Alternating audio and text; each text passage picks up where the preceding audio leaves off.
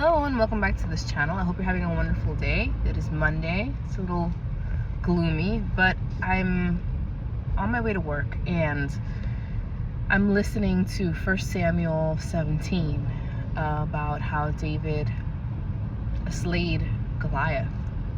And there is a Goliath in my life that is not comfortable for me, because I have to really depend on the strength of God, because there's nothing in my power.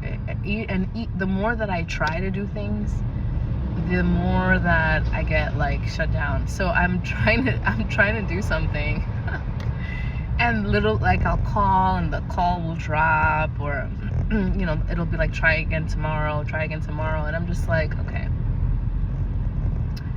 I know that God is with me, but I've been quiet. So when David was trying to find out, what this Goliath situation was about, his brothers were already there with Saul, and the Philistines were encamped on one hill and the Israelites in another. And his dad, David's dad, is like, go take this to your brothers and like let me know how they're doing. So when he goes, he sees his brothers and he's asking, what's with this Philistine? What's with Goliath? And people are saying that that they need someone to fight him, and if they win, then their family wouldn't pay taxes, and there's like all these perks, and they'd get money and blah blah. And so David's like, oh, okay, asking questions. But his brothers are like, what are you doing here? You're supposed to be with the sheep. And he's like, sheesh, I can't even speak. And that really stuck out to me. Because I have been so mute when it comes to my Goliath.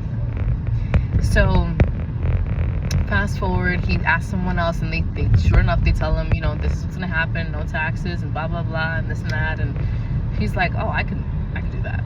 So because he was speaking, because he was talking to other people, this got word to Saul, to the king, and Saul was like, bring him here. So David goes to Saul, and Saul's like, all right, here, you're gonna wear this, and here's this. And he's like, I can't wear this, like this is I'm not used to this. I'm a shepherd boy, like this is crazy. I'm gonna pick up my staff and I'm gonna go. So sure enough, Goliath is like, so who is he? Where's the guy that's supposed to beat me? And blah blah blah. And he's talking all that poop.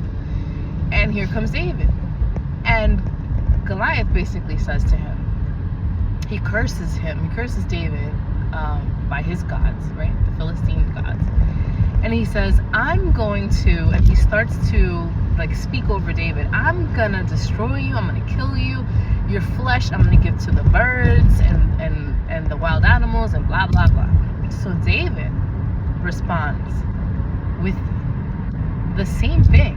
He says, by my God, my God, the God of Israel, I'm gonna make sure your flesh is eaten by the birds and given to the wild animals. And I thought that was such an interesting choice of words, because he could have said whatever, but he literally spoke with authority over what Goliath had wanted for him. And so I think this is a key, right? A lot of times I think I need to be humble. And humility in the Lord is very different from being a humble person. Like, humility in the Lord is everything that I have is because of God, and He's so good, and I can't do anything without Him. But the second part is that there should be a boldness that says, my God is with me.